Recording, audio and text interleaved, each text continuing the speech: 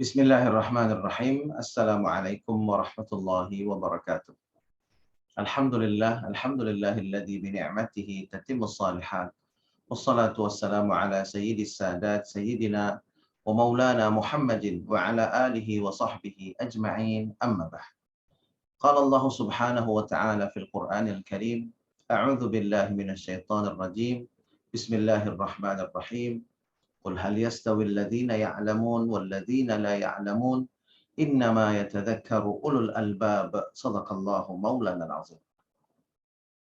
Hadirin dan hadirat para musyrif dan santri pesantren tahfiz Madinah Quran yang insya Allah kita semua selalu dalam rahmat dan maghfirah Allah subhanahu wa ta'ala.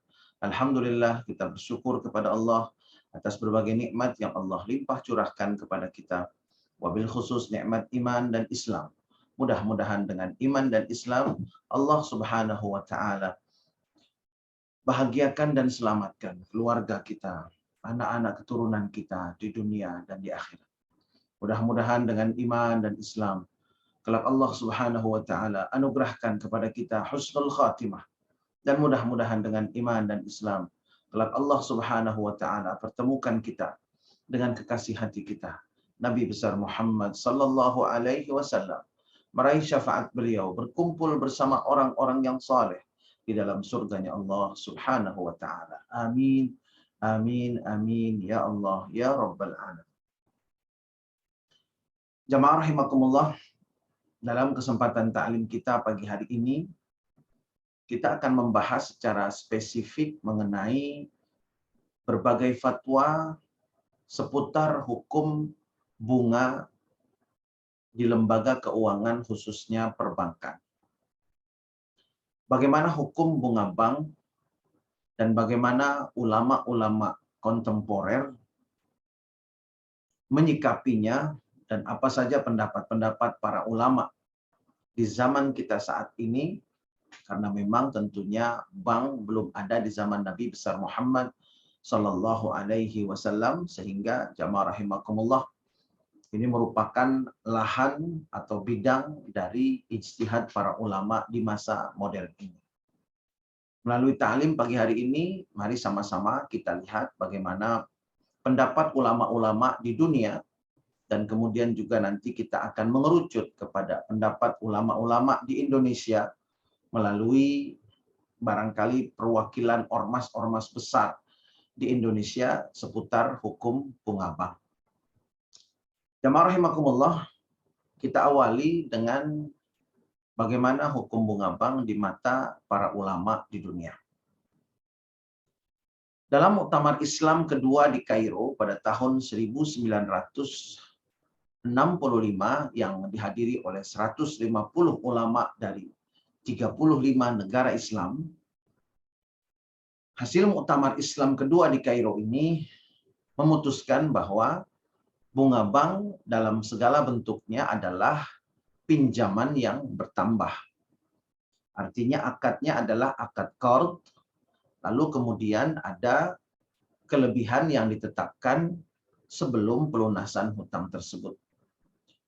Sehingga para peserta Muktamar Islam kedua di Kairo tahun 1965 memutuskan bahwa bunga bank hukumnya adalah haram karena termasuk riba, dan ditambahkan tidak ada perbedaan antara pinjaman konsumtif ataupun pinjaman produktif. Lalu kemudian jamaah rahimakumullah, kita lihat berikutnya, dalam Muktamar Ekonomi Islam Sedunia di Makkah tahun 1976, dihadiri oleh 300 ulama dan ekonom dari berbagai negara. Muktamar Ekonomi Islam Sedunia di Mekah pada tahun 1976 ini memutuskan bahwa bunga bank hukumnya adalah haram karena termasuk riba yang dilarang dalam Islam. Lalu kemudian pada tahun 1983 Muktamar Bank Syariah Sedunia di Kuwait memutuskan juga bahwa bunga bank hukumnya adalah sama dengan riba, sehingga diharamkan atau dilarang dalam Islam. Dari beberapa muktamar ini kita lihat ada kesamaan dalam keputusan bahwa bunga bank hukumnya adalah haram. Lalu kemudian, jamaah rahimakumullah, Muktamar Majma' al-Fiqh al-Islami. Muktamar yang diselenggarakan oleh Divisi Fikih dalam tubuh organisasi Konferensi Islam di Dunia atau OKI pada tahun 1985 yang dihadiri oleh ulama-ulama dari perwakilan negara-negara yang tergabung di dalam organisasi Konferensi Islam Dunia atau OKI. Jadi dihadiri oleh ulama-ulama perwakilan dari negara-negara anggota OKI. Di mana dalam Muktamar Majma' al-Fiqh al-Islami ini diambil keputusan bahwa setiap penambahan dalam pengembalian utang atau bunga atau denda karena keterlambatan pelunasan utang, begitu juga bunga yang ditetapkan persentasinya sejak dari awal transaksi, maka hal ini adalah riba yang diharamkan dalam syariat Islam. Jadi kalau kita lihat hasil keputusan dari Muktamar Majma' al-Fiqh al-Islami tahun 1985 ini merincikan, yaitu yang pertama adalah setiap penambahan dalam pengembalian bunga, dalam pengembalian utang, kemudian denda keterlambatan pelunasan hutang, kemudian juga bunga yang ditetapkan persentasenya sejak dari awal transaksi. Tiga hal ini, jamaah rahimakumullah, dinyatakan sebagai riba yang diharamkan dalam syariat Islam. Jadi, Muktamar Majma' al-Fiqh al-Islami pada tahun 1985 ini menegaskan penambahan dalam pengembalian utang, denda keterlambatan pelunasan hutang, bunga yang ditetapkan persentasinya sejak dari awal transaksi merupakan riba yang diharamkan dalam syariat Islam. Ini hasil dari Muktamar Majma' al-Fiqh al-Islami pada tahun 1985. Lalu selanjutnya, jamaah rahimakumullah, Fatwa Al-Majma' al-Fiqh al-Islami yang merupakan divisi dari Rabitah Alam al-Islami. Fatwa Al-Majma' al-Fiqh al-Islami yang merupakan divisi fikih dari Rabitah Alam Islami yang diselenggarakan tahun 1996 sampai pada kesimpulan bahwa segala bentuk bunga hasil pinjaman adalah riba dan harta haram. Jadi dalam Fatwa Al-Majma' al-Fiqh al-Islami ditegaskan segala bentuk bunga hasil pinjaman adalah riba dan harta yang haram. Lalu kemudian jamaah rahimakumullah, selanjutnya kita lihat di Mesir, ulama-ulama senior Mesir mengharamkan bunga bank. Di antaranya adalah Dr. Yusuf Al-Qaradawi, beliau adalah Ketua Persatuan Ulama Sedunia. Beliau saat ini tinggal di Qatar dan beliau sebetulnya beliau berasal dari Mesir, namun saat ini beliau tinggal di Qatar. Dr. Yusuf Al-Qaradawi mengatakan bahwa bunga bank hukumnya adalah haram. Lalu selanjutnya adalah Profesor Dr. Wahbah Zuhaili. Beliau adalah seorang ahli fikih di Syria, di Damaskus. Dan beliau menulis sebuah buku fikih yang sangat lengkap dan kami seringkali merujuk ke dalam kitab yang beliau susun itu yang berjudul Al-Fiqhul Islami wa Adillatuh. Fikih Islam dan dalil-dalilnya. Yang menarik dalam kitab beliau itu dikatakan bahwa bunga bank itu adalah haram. Dan beliau mengatakannya sampai 3 kali. Haram, haram, haram. Seperti itu. Di dalam kitab yang beliau tulis, yang beliau susun, yaitu Al-Fiqhul Islami wa Adillatuh. Lalu kemudian ulama yang juga mengharamkan bunga bank adalah mufti kerajaan Arab Saudi, yaitu Syekh bin Baz. Dan selanjutnya yang mengharamkan juga adalah Syekh Abu Zahrah. Dan beliau pernah menjadi Syekh Al-Azhar. Beliau mengatakan bahwa bunga bank termasuk riba yang diharamkan di dalam Islam.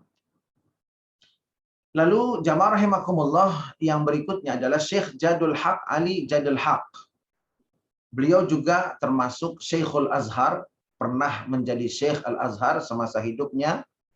Dan alhamdulillah pada masa kepemimpinan beliau, kami sedang studi di Al-Azhar di Kairo, Mesir, dan kami seringkali berjumpa langsung dengan Syekh Jadul Haq Ali Jadul Haq. Dan di mata kami beliau adalah sosok ulama yang tegas dan tidak kenal kompromi untuk masalah halal dan haram. Jamaah rahimakumullah, bahkan kami mendapatkan informasi bahwa semasa hidup beliau, delegasi dari bangsa Zionis ingin mendatangi dan mengunjungi Syekh Jadul Haq Ali Jadul Haq di kantor beliau di kawasan Hussein di Kairo, Mesir, kantor Al-Azhar Asy-Syarif. Lalu kemudian beliau mengatakan bahwa menjawab surat yang dilayangkan, meminta izin untuk bisa berkunjung, lalu balasan surat yang beliau layangkan bunyinya kira-kira, kami akan menerima delegasi Anda setelah Anda mengangkat kaki Anda dari bumi Palestina untuk selama-lamanya. Kira-kira jamaah rahimakumullah, seperti itulah sikap dari Syekh Jadul Haq Ali Jadul Haq, dan beliau adalah Syekhul Azhar yang sangat dicintai oleh rakyat Mesir. Dan beliau juga mengharamkan bunga bank. Lalu jamaah rahimakumullah, selanjutnya kita akan mulai masuk pada pembahasan tentang bagaimana sikap ulama-ulama di Indonesia yang diwakili oleh ormas-ormas Islam besar, diantaranya adalah Majelis Ulama Indonesia, lalu kemudian Muhammadiyah, dan lalu kemudian Nahdlatul Ulama. Jamaah rahimakumullah, seperti yang saya sampaikan bahwa masalah bunga bank ini memang merupakan masalah yang baru, karena di zaman Rasulullah belum ada lembaga keuangan yang disebut dengan bank. Sehingga para ulama juga berijtihad, melakukan takyif fiqhi, bagaimana pandangan fikih, apa akadnya, kemudian setelah ditentukan akadnya, maka kemudian akan diketahui konsekuensinya. Ketika sesuai akadnya dengan aturan syariah, maka dihalalkan, dan ketika tidak sesuai, tentunya masuk dalam ranah yang dilarang ataupun yang diharamkan. Jamaah rahimakumullah, sebelum kita membahas tentang fatwa ulama di Indonesia, saya juga ingin menyampaikan bahwa ada pendapat dari ulama-ulama di dunia yang menghalalkan bunga bank. Dan ini juga tidak boleh kita tutupi sebagai salah satu bentuk amanah akademik. Di antaranya adalah mantan mufti Mesir, yaitu Dr. Ali Jum'ah. Dr. Ali Jum'ah, beliau pernah menjabat sebagai mufti Ad-Diyar Al-Misriyah, sebagai mufti resmi di negara Mesir, dan beliau mengatakan bunga bank itu hukumnya halal dan tidak termasuk riba. Dan juga di antaranya ada lagi masyayikh-masyayikh yang terkenal, masyayikh-masyayikh yang cukup dipandang di Mesir seperti Syekh Shaltut. Beliau juga berpandangan bahwa bunga bank itu tidak termasuk riba, sehingga hukumnya adalah boleh atau halal. Nah, menyikapi perbedaan pandangan seperti ini, kita kembali bahwa masalah ini adalah masalah ijtihad para ulama di zaman modern seperti ini. Kalau kita sudah mengetahui adanya perbedaan pendapat seperti itu di kalangan ulama internasional, jadi ada yang mengharamkan, namun juga ada sebagian yang menghalalkan, maka mari sama-sama kita lihat bagaimana pendapat ulama-ulama di Indonesia mengenai bunga bank. Kita awali terlebih dahulu dengan pendapat dari Majelis Ulama Indonesia. Jamaah rahimakumullah, dalam fatwanya nomor 1 tahun 2004 tentang bunga, atau dalam bahasa Inggrisnya interest, atau dalam bahasa Arabnya faidah. Jadi jamaah rahimakumullah, dalam bahasa Arab dan bahasa Inggris kita lihat bahwa bunga ini memang diberi nama yang bagus. Seperti juga di Indonesia diberi nama bunga, sesuatu yang semua orang suka. Bunga itu indah, harum, ya, jamaah rahimakumullah, dan enak dipandang mata. Membuat hati tenang dan membuat hati nyaman. Kemudian dalam bahasa Inggris disebut interest. Interest ini adalah kepentingan. Jadi sesuatu yang penting, yang dibutuhkan. Lalu dalam bahasa Arab, bunga bank ini juga disebut dengan faidah. Faidah itu artinya adalah kelebihan yang bermanfaat. Kelebihan yang memberikan manfaat kepada orang-orang yang terlibat di dalamnya. Jadi memang untuk memberi istilah pun dipilih dengan istilah-istilah yang positif begitu. Nah, jamaah rahimakumullah, dalam fatwa Majelis Ulama Indonesia nomor 1 tahun 2004 disimpulkan bahwa praktek pembungaan hukumnya adalah haram. Dan ini berlaku baik dilakukan oleh perbankan, asuransi, pasar modal, pegadaian, koperasi, dan lembaga keuangan lainnya, baik dilakukan secara kelembagaan atau instansi, maupun dilakukan oleh individu. Jadi di dalam fatwa MUI nomor 1 tahun 2004 secara jelas dikatakan bahwa praktek pembungaan itu hukumnya adalah haram, baik dilakukan oleh lembaga keuangan ataupun secara individu. Nah, kemudian di dalam fatwa ini ditambahkan tentang hukum bermuamalah dengan lembaga keuangan konvensional. Dalam fatwa tersebut disebutkan untuk wilayah yang sudah ada kantor atau jaringan lembaga keuangan syariah dan mudah dijangkau, maka dalam fatwa MUI nomor 1 tahun 2004 tersebut disebutkan tidak dibolehkan melakukan transaksi yang didasarkan kepada perhitungan bunga. Kalau memang di wilayahnya ada kantor lembaga keuangan syariah yang mudah dijangkau. Lalu kemudian jamaah rahimakumullah, bagaimana dengan wilayah-wilayah yang belum ada kantor atau jaringan lembaga keuangan syariah? Atau ada tetapi sangat sulit untuk dijangkau. Maka dalam hal ini dalam fatwanya MUI mengatakan diperbolehkan melakukan kegiatan transaksi di lembaga keuangan konvensional berdasarkan prinsip darurat atau hajat karena ada kebutuhan dan kepentingan yang sangat mendesak. Jadi bisa kita simpulkan yang pertama dari fatwa Majelis Ulama Indonesia nomor 1 tahun 2004 ini, yang pertama adalah bahwa praktek pembungaan itu hukumnya haram. Lalu kemudian jamaah rahimakumullah, jika di suatu wilayah sudah ada lembaga keuangan syariah yang mudah dijangkau, maka tidak boleh melakukan transaksi ataupun tidak boleh melakukan interaksi dengan lembaga keuangan konvensional yang berdasarkan perhitungan bunga.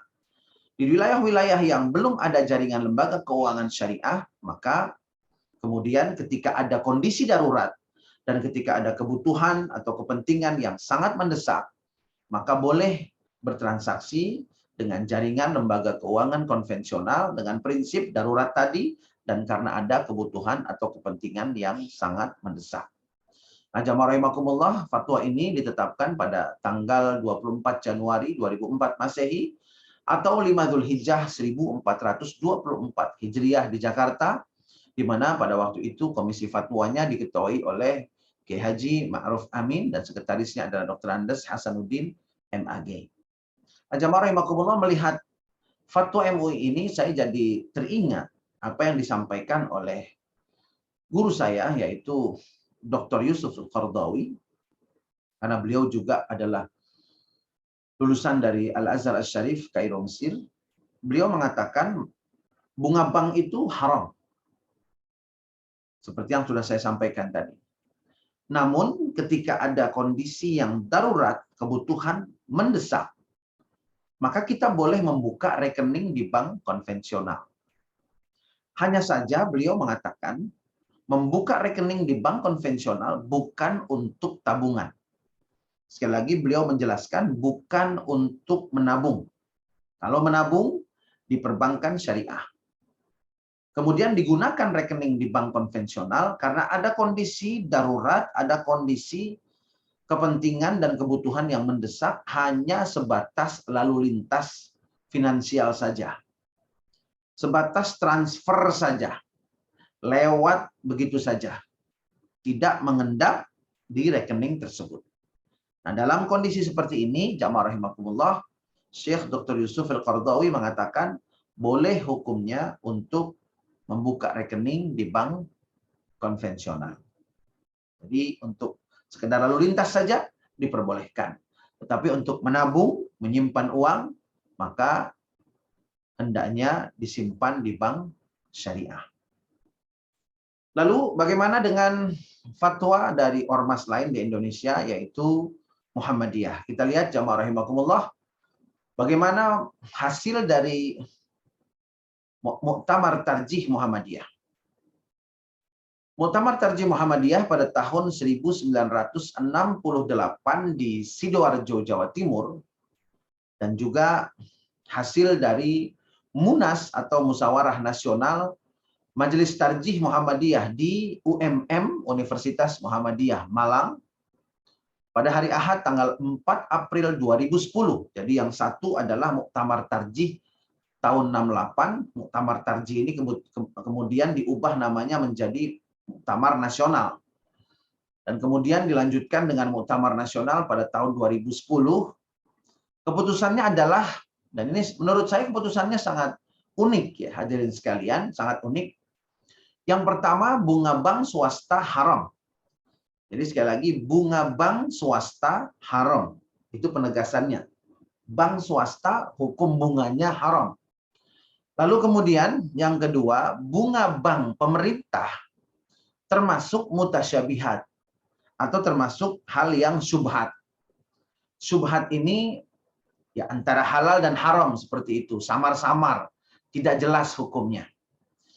Nah, barangkali muncul pertanyaan, apa bedanya bank swasta dengan bank pemerintah? Jamaah rahimakumullah, dalam Muktamar Tarjih tersebut ternyata para peserta muktamar melihat dari sisi kebermanfaatannya. Bunga bank swasta ditegaskan sebagai bunga bank yang sama dengan riba dan dihukumi haram karena hasilnya dari bunga itu hanya dinikmati oleh kalangan pemodal atau segelintir orang saja. Sedangkan bunga bank yang dikelola oleh pemerintah, maka jamaah rahimakumullah, meskipun termasuk yang mutasyabihat atau samar-samar, namun hasilnya dirasakan oleh rakyat luas karena digunakan untuk pembangunan infrastruktur umpamanya. Yang manfaatnya itu dirasakan oleh masyarakat luas. Nah, karena pertimbangan ini, maka Muktamar Tarjih dan Musyawarah Nasional Muhammadiyah mengambil keputusan bahwa ada perbedaan antara hukum bunga bank di bank swasta dengan hukum bunga bank di bank pemerintah. Ini adalah hasil daripada fatwa Muhammadiyah tentang bunga bank. Lalu yang terakhir, kita akan lihat bagaimana pendapat Ormas Nahdlatul Ulama, ormas terbesar di Indonesia, bahkan di dunia. Saya ambil sampel misalkan pendapat atau keputusan Lajnah Bahthul Masail Nahdlatul Ulama tentang masalah bank pada sidang di Bandar Lampung pada tahun 1982. Di mana keputusannya adalah bunga bank masih menjadi masalah khilafiyah. Jadi NU atau Nahdlatul Ulama mengatakan bunga bank ini adalah masalah khilafiyah. Apa arti masalah khilafiyah? masalah yang belum disepakati oleh para ulama. Nah, karena itu mari sama-sama kita lihat bagaimana bentuk khilafiyah atau perbedaan pendapat di kalangan mu'tamirin atau peserta Lajnah Bahsul Masail Nahdlatul Ulama yang diselenggarakan di Bandar Lampung pada tahun 1982 yang membahas tentang bunga bank. Ada 3 pendapat jamaah rahimakumullah dari keputusan dari Lajnah Bahsul Masail ini. Yang pertama, sebagian musyawirin ini adalah peserta musyawarah, berpendapat bahwa bunga bank itu sama dengan riba secara mutlak, sehingga hukumnya haram. Lalu kemudian yang kedua, mengatakan bahwa bunga bank itu tidak sama dengan riba, sehingga hukumnya boleh. Nah, di sini kita bisa lihat perbedaan pendapat yang sangat mencolok. Yang satu menghalalkan dan yang satu mengharamkan. Yang satu mengatakan bahwa bunga bank itu tidak sama dengan riba sehingga halal. Yang satu lagi mengatakan bahwa bunga bank itu identik atau sama dengan riba sehingga hukumnya haram. Nah, kemudian muncul juga pendapat yang ketiga. Sebagian berpendapat bahwa bunga bank itu hukumnya syubhat atau tidak identik dengan yang haram, tetapi juga hukumnya samar-samar, artinya tidak bisa dipastikan kehalalannya. Antara halal dan haram. Bainahuma umurun mutasyabihat. Di antara halal dan haram ini ada hal-hal yang disebut dengan syubhat. Hal-hal yang meragukan, hal-hal yang samar-samar. Nah, pendapat yang ketiga ini mengatakan bahwa bunga bank itu hukumnya samar-samar. Nah, jamaah rahimakumullah, kita lihat dari hasil Muktamar Nahdlatul Ulama ini, ada khilafiyah di situ, ada perbedaan pendapat di situ antara yang menghalalkan, mengharamkan, dan yang menganggap bahwa itu adalah hal yang syubhat atau samar-samar. Jamaah rahimakumullah, saya berharap dari taklim kita pada pagi hari ini dengan menyampaikan bagaimana sikap dari ulama-ulama baik di dunia maupun di Indonesia khususnya terhadap masalah bunga, interest atau faidah ini. Secara umum kita bisa simpulkan bahwa ulama-ulama internasional ada yang berpandangan bahwa bunga bank itu haram secara mutlak. Kemudian ada sebagian juga yang mengatakan bahwa bunga bank itu adalah halal. Begitu juga jamaah rahimakumullah dengan ormas-ormas di Indonesia, MUI, Muhammadiyah itu mengatakan bahwa bunga bank adalah haram. Namun jamaah rahimakumullah Nahdlatul Ulama mengatakan bahwa bunga bank ini masih merupakan masalah khilafiyah. Meskipun ada yang menghalalkan, tetapi ada yang mengharamkan dan menganggapnya barang yang syubhat. Lalu bagaimana kita menyikapi hal ini? Jamaah rahimakumullah, saya tidak memaksakan satu pendapat, tetapi jamaah rahimakumullah pesan saya adalah carilah yang paling selamat. Karena toh itu adalah pendapat-pendapat dari para ulama. Cari yang paling selamat, cari yang paling menenteramkan hati kita. Jamaah rahimakumullah, mudah-mudahan dengan cara seperti itu, mencari yang paling selamat, mencari yang paling aman, mudah-mudahan harta kita menjadi surga kita, dan harta kita menjadi sumber kebaikan bagi diri kita dan anak keturunan kita yang mewarisinya. Jamaah rahimakumullah, ketika ada perbedaan pendapat seperti ini, tidak perlu menjadi sumber perpecahan, tetapi jamaah rahimakumullah, silakan diamalkan apa yang diyakini. Dan bagi yang meyakini bahwa bunga bank itu adalah haram dan sudah pernah melakukannya, saya ingin menyampaikan at-taibu minadz-dzambi kaman la dzambalah. Di dalam Islam, orang yang bertaubat dari dosa-dosa yang pernah dia lakukan seperti orang yang tidak pernah melakukan dosa sama sekali. Bertaubatlah, kemudian hijrahlah. Pengelolaan keuangan menjadi pola yang menenangkan, menenteramkan, dan menyelamatkan kehidupan kita di dunia dan di akhirat. Bismillahirrahmanirrahim. Alhamdulillahirabbil alamin. Allahumma shalli ala sayyidina Muhammad wa ala ali sayyidina Muhammad. Allahumma la tada' lana fi majlisina hadza dzamban illa ghafartah. Ya Allah, ampuni dosa-dosa kami yang hadir di majlis taklim ini. Wala aiban illa satartah. Ya Allah, tutupi aib masa lalu kami. Wala maridan illa syafaitah. Ya Allah, yang sakit berikan kesembuhan. Wala dainan illa qadaitah. Ya Allah, ya Rabbana, yang masih punya hutang, mampukan untuk lunasi hutang-hutangnya. Wala hajatan min hawaijid dunya wal akhirah illa qadaitaha wa yassartaha ya Allah ya Rabbal alamin. Ya Allah yang memiliki hajat dan rencana, mudahkan urusannya untuk kemaslahatannya di dunia dan di akhirat.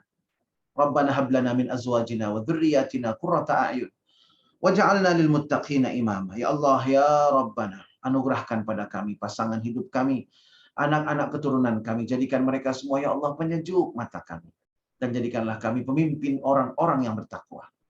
Rabbana ighfir lana wa liwalidayna warhamhuma kama rabbayana shighara. Rabbana atina fid dunya hasanah wa fil akhirati hasanah wa qina adzabannar. Wa sallallahu ala sayyidina wa maulana Muhammadin wa ala alihi wa sahbihi wasallam walhamdulillahi rabbil alamin. Sebelum saya tutup dengan doa kafaratul majlis atas nama pembina Yayasan Madinah Quran, saya mengucapkan jazakumullahu khairan katsira.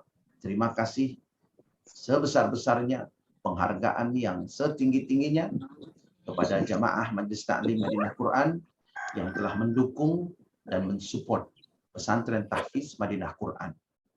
Man jahaza ghaziyan faqad ghaza. Dalam hadis dengan sanad yang sahih dan statusnya adalah muttafaq alaih, Rasulullah SAW bersabda, barang siapa yang membekali orang-orang yang berangkat untuk berperang di jalan Allah, maka dia seperti orang yang berperang itu. Man jahaza ghaziyan fi sabilillah faqad ghaza. Barang siapa yang memberi perbekalan kepada orang-orang yang berangkat berjuang di jalan Allah, maka orang itu akan mendapatkan pahala yang sama dengan orang yang berangkat berjuang. Terima kasih, jazakumullah khair katsir, bantuan dan dukungannya untuk para pemuda yang saat ini sedang berjuang untuk menghafalkan ayat demi ayat Al-Quranul Karim di pesantren tahfiz Madinah Quran. Insya Allah, bapak-bapak dan ibu-ibu para jamaah yang dirahmati Allah, sahabat-sahabat surga, kita akan mendapatkan pahala yang sama untuk setiap ayat yang mereka hafalkan, untuk setiap surah yang mereka ulang-ulang, yang mereka murajaah, untuk setiap surat dan ayat yang mereka fahami, yang mereka amalkan. Insya Allah, pahala itu pun akan Allah limpah curahkan kepada yang mendukung perjuangan mereka menghafal Al-Quranul Karim di pesantren tahfiz Madinah Quran. Insya Allah, harta kita diberkahi oleh Allah Subhanahu wa Ta'ala dengan keberkahan Al-Quranul Karim. Kita tutup dengan doa kafaratul majlis. Subhanakallahumma wa bihamdika asyhadu an la ilaha illa anta astaghfiruka wa atubu ilaik. Billahi taufiq wal hidayah. Wassalamualaikum warahmatullahi wabarakatuh. Waalaikumsalam warahmatullahi wabarakatuh. Pak Ibu, Sama-sama Bapak Ibu, barakallah. Assalamualaikum.